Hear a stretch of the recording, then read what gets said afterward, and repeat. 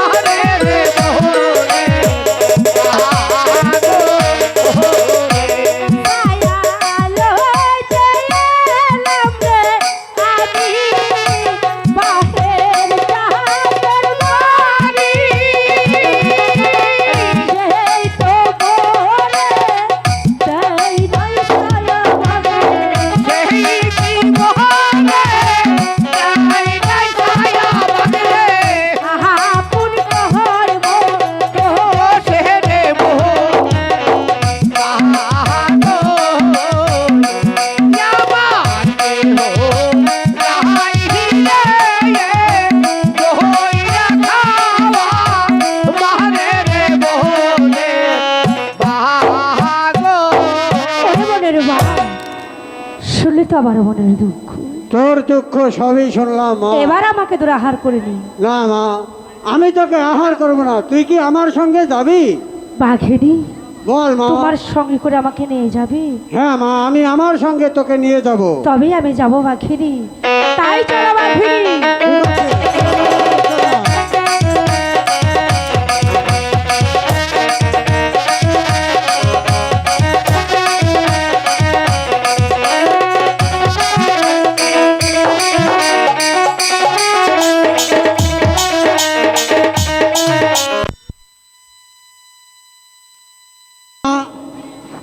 আজ 7 দিন হয়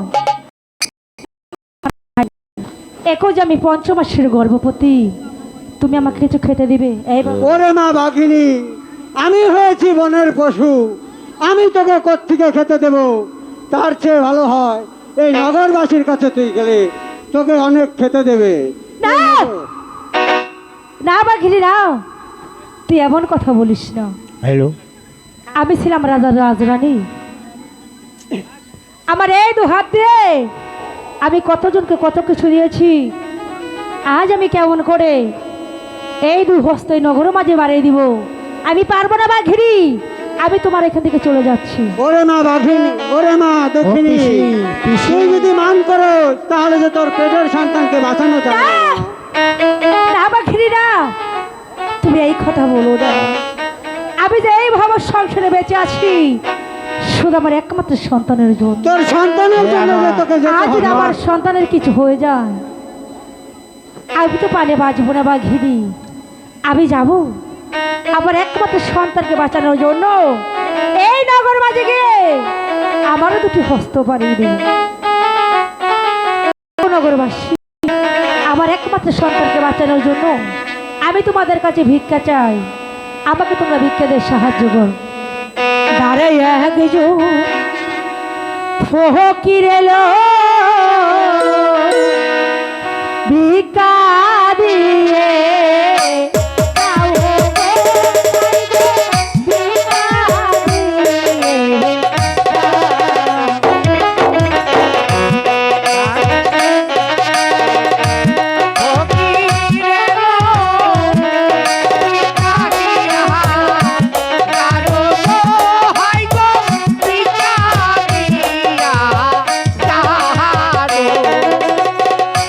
দানের জোরে স্বর্গে গেছে হরিচন্দ্র রাজা গো, আই গো হরিচন্দ্র।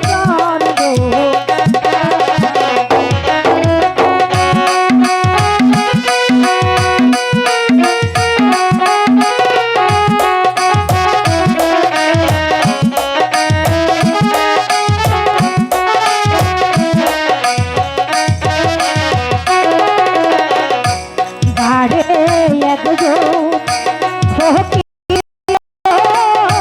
ভিক্ষা দিয়ে যাও গো তোমরা, ভিক্ষা দিয়ে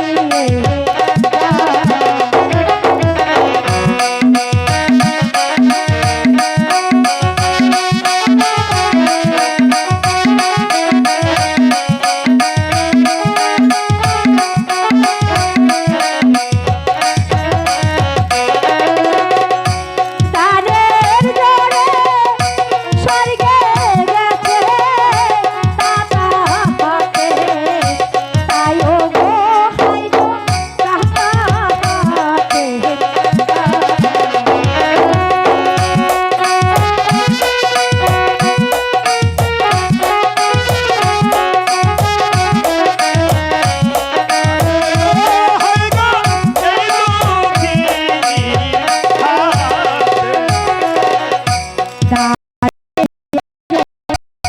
ফকির এলো ভিক্ষা দিয়ে যাও গো, আই গো ভিক্ষা দিয়ে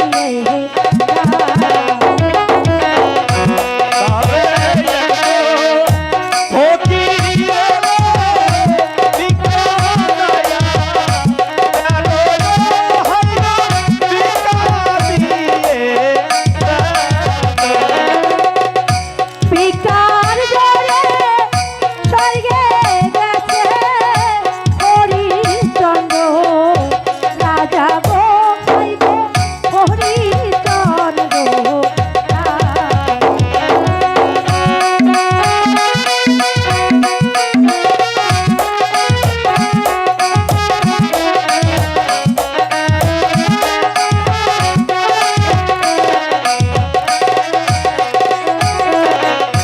নগরেতে